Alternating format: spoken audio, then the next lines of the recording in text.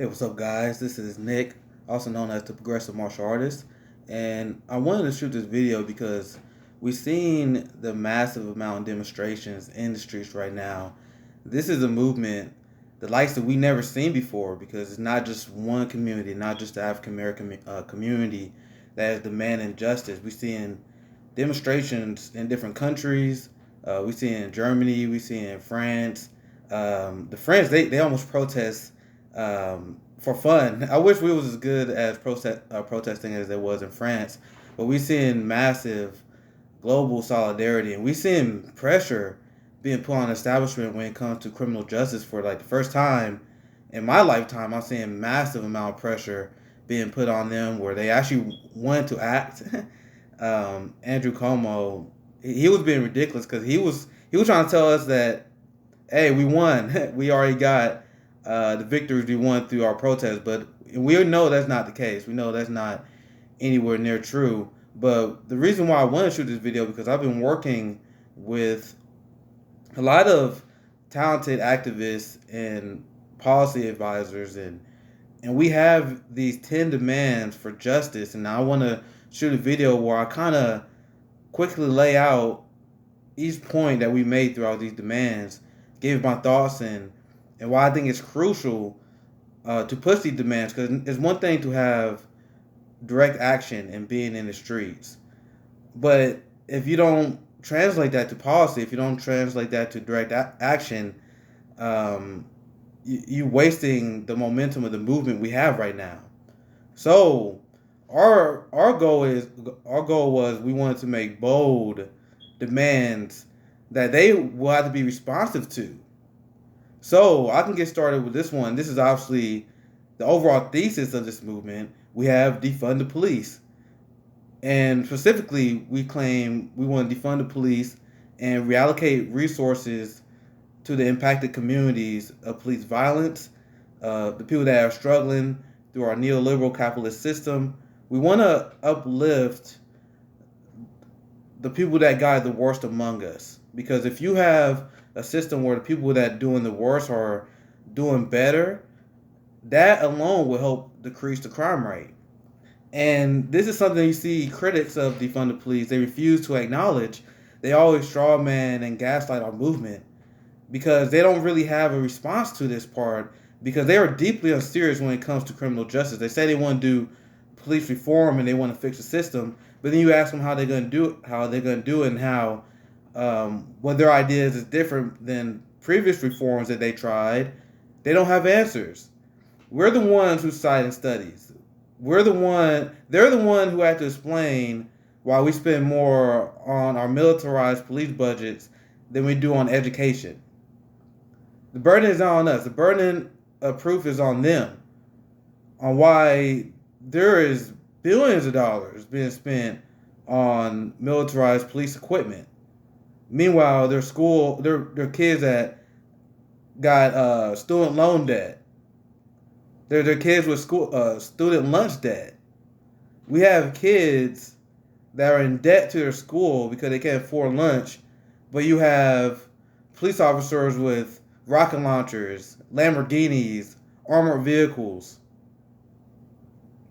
So people who want to criticize defund the police, well, the burden isn't on us. The burden is on the people who prop up the establishment, even though they are proven to waste untold amount of taxpayer money on these police budgets. Meanwhile, there's no money being spent to prevent crime, because that cops don't prevent crime. They're the cleanup men afterwards. They do the paperwork. They come up with the scene afterwards, and they fill out the paperwork they need to do at that time. Now, moving on to the next one. Obviously, this is a big part of what I was just talking about now. Is number 2 is demilitarize the police, disarm the police, because I'm not comfortable with the police having firearms now. Why do a police officer need a firearm to respond, for example, to a household that is having some sort of mental health episode? They don't need a firearm in that situation. And once again, the burden of proof isn't on us. The burden of proof is on them, because we are a uniquely armed police force. If you look at police forces in other countries, in Asia, in Europe, oftentimes they are not armed, and the ones that are armed are special units that are designed to, are like usually counterterrorism, counter gang.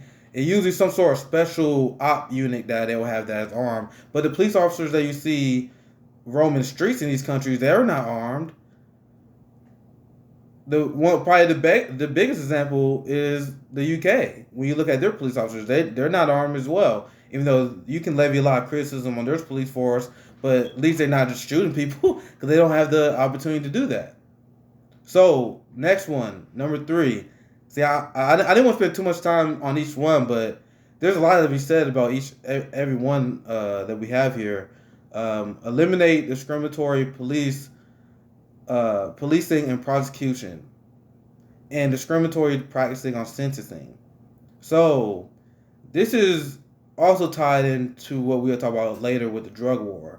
But to understand what we were trying to get with this point, I can sum it up this way: it's we need the police to stop regulating the street economy, because I think as a society we just need to acknowledge that there's going to be multiple layers of the economy.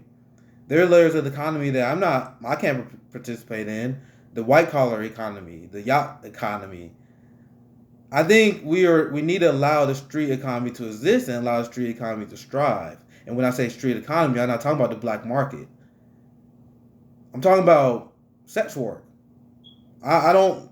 There's not a good argument to allow sex work to be illegal, and that's something that we're calling for now. Legalize sex work.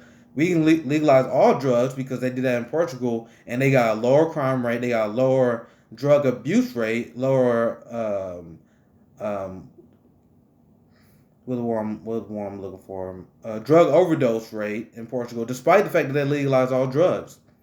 And now I'm also in favor of regulating the business around that, but once again, this is something that the police don't have to be involved in. So if there's a local deal, if someone want to get a drug from a local community member, why should the police be involved in there? Why should they have guns?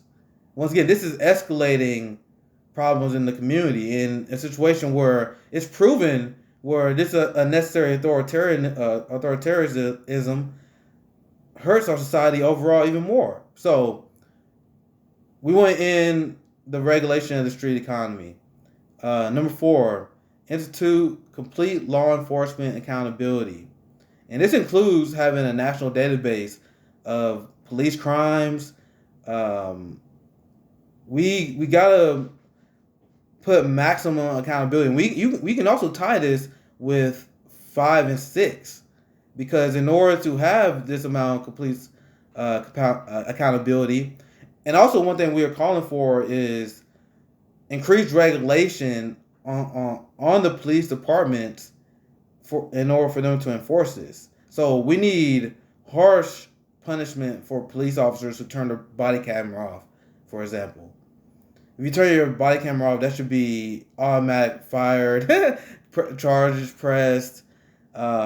We debated what the punishment should be for that, but we all kind of agreed that it had to be a harsh penalty for turning on body cameras. And also there needs to be, in this part of the accountability part, there need to be a ban on police intimidation of civilians filming them in public, because that is our right as civilians. We can film in public property. And any attempts to crack down and intimidate, because we see it all the time in these videos where the police, they assume that people don't know their rights. And they get away with it sometimes where they say, you can't be filming here. And then the people that do know their rights and stand their ground say, actually, sir, I'm allowed to film here. The police back down because they're like, okay, this is the guy who knows. he knows his rights. But they try to get you to stop filming almost all the time. So when you see that incidents happen, harsh penalties, just like turning the body camera off. They know our rights.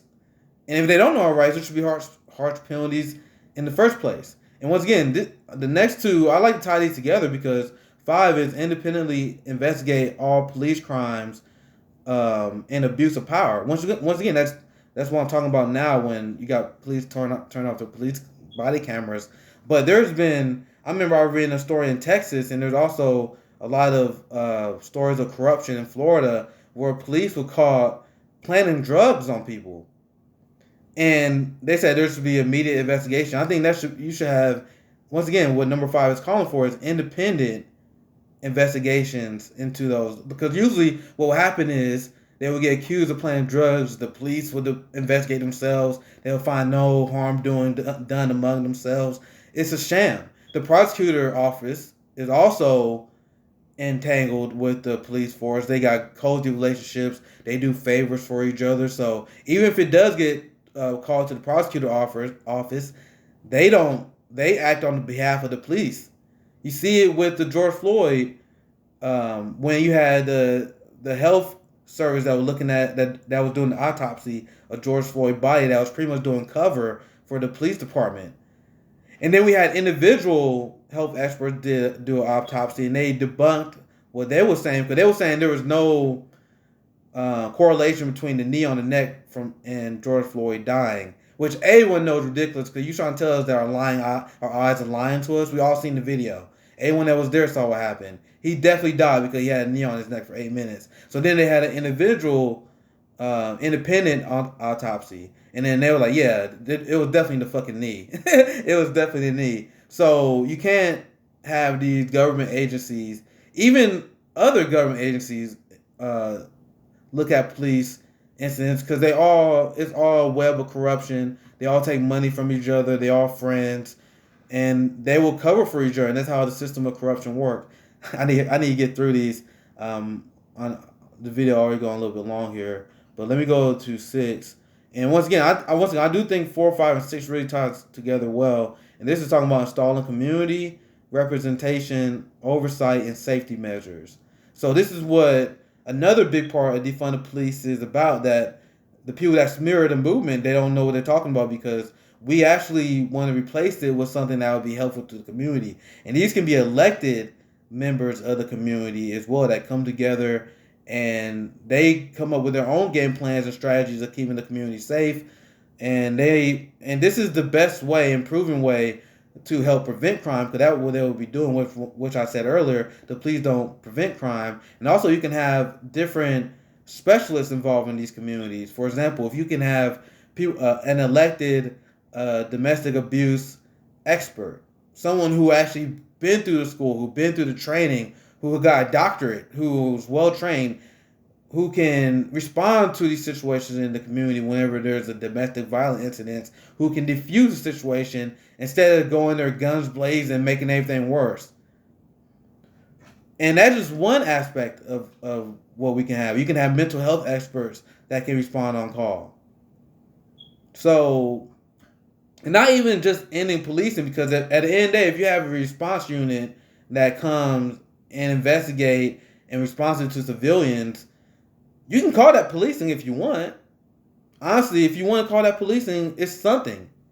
If you have a community group with trained experts that are designed to prevent crime and respond to situations, you can call that whatever you want, but it's better than what we have right now.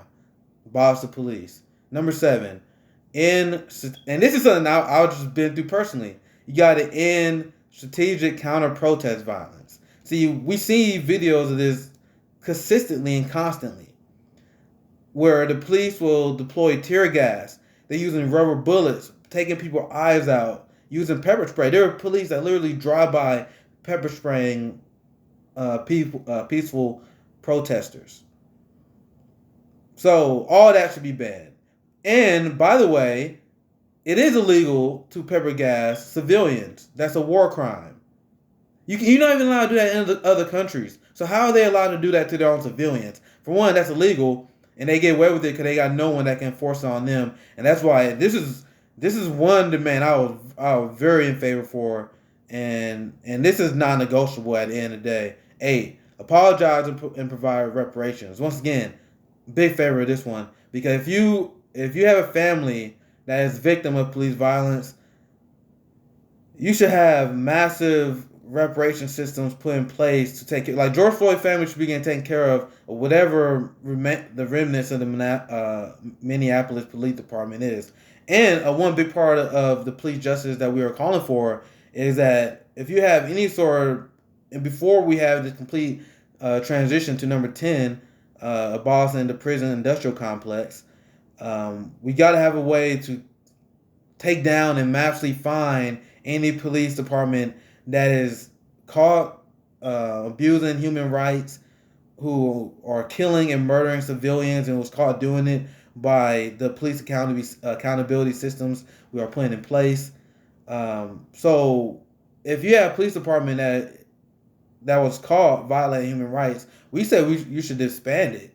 Disband it, take the pensions, pay the families that, like George Floyd family should be taken care of, Tamir Rice's family should be taken care of, Breonna Taylor's family should be taken care of. All of them should be taken care of using those pensions, because those pensions should be punishment. Because what they do now is whenever there's a public suit on the police, that'll come out of taxpayer money. We saying that shouldn't come out of taxpayer money. That should go out of police pensions. It should come out of their income. It should. That's something that I'm very proud for Bernie Sanders for calling for.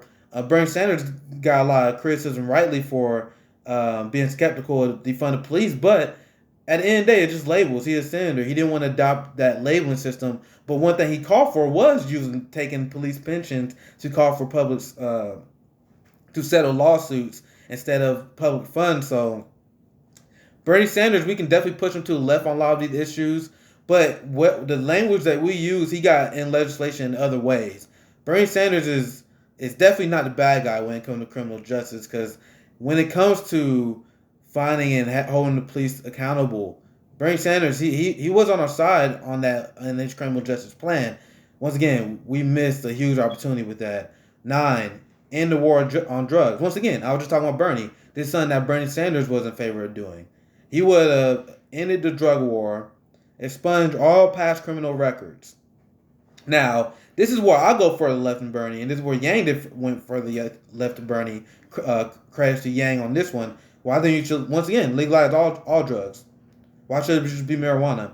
The black market existing, like, for example, ending prohibition, one of the advantages if you have an ending prohibition is that you cripple the black market. So one thing that really took down Al Capone and the rise of crime in the 20s and 30s was ending the alcohol prohibition. So if you end the marijuana prohibition, they will still have ways to get fund through other black market drugs, for example, easily. So, and not only that, there's not proof that keeping these drugs banned prevents usage. So once again, Portugal, no one example, they legalized all drugs. Drug usage went down. So once again, this is my libertarian part of me coming out. You gotta have government programs. You gotta have policies that justify themselves. So if banning all drugs drop drug use, if it drop drug addiction, then I'll be for it. But it doesn't show that, so I'm not gonna be for that. Number 10, end carceral punishment. Now this is where we really pushing the boundary here. We ending the prison industrial complex as we know it, because once again, you can't tackle systematic racism without tackling the police, the fascist police state that we have right now, where we have prison labor, we have incentivized reasons to incarcerate people, because we incarcerate largely African American men by design, and we use their prison labor to subsidize paying fair wages to the American workers. What happened? Remember, we had, I think it was, I'm not trying to remember the state. It was Louisiana, I believe, where they had sanitation workers that were demanding a raise in the midst of a pandemic, because they were risking their lives. They got increased risk of getting COVID-19, and that's something that we call for in the progressive movement. That you should have hazard pay, and that's what they was calling for. They was calling for hazard pay, increased medical protections. You know what the state did? The state fired them and replaced them with prison workers. Instead of having a robust firefighting department, they used prison labor to fight fires in California. The liberal blue state, Democrat-ran California relies on prison labor. That was endorsed by, guess who? Kamala Harris, the person who's the leading VP choice right now in the era of Black Lives Matter. So number 10, we want to end the prison industrial complex on top of many other things, we go in a lot of depth of what we want to tackle here, in terms of how they actually treat prisoners, freeing all non-violent prison offenders first.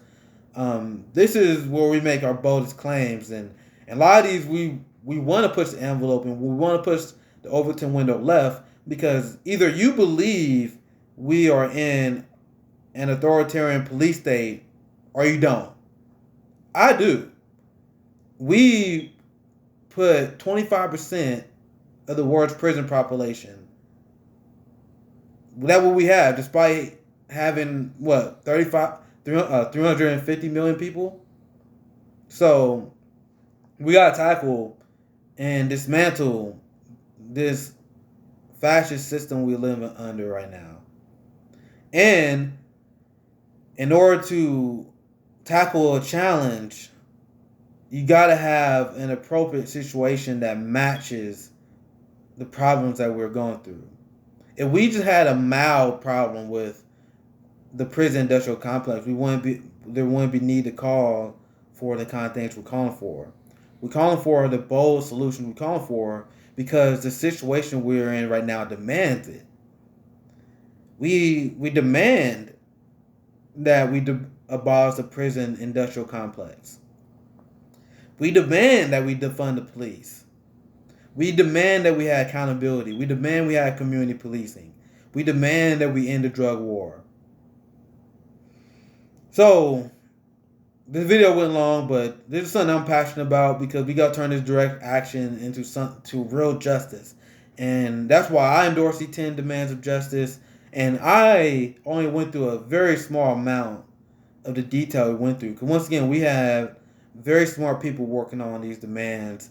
So I'm going to link everything I have in the description box below. And please check out all the links that we have. Because once again, if you look at the people in the Defund the Police movement, we are the well-researched ones.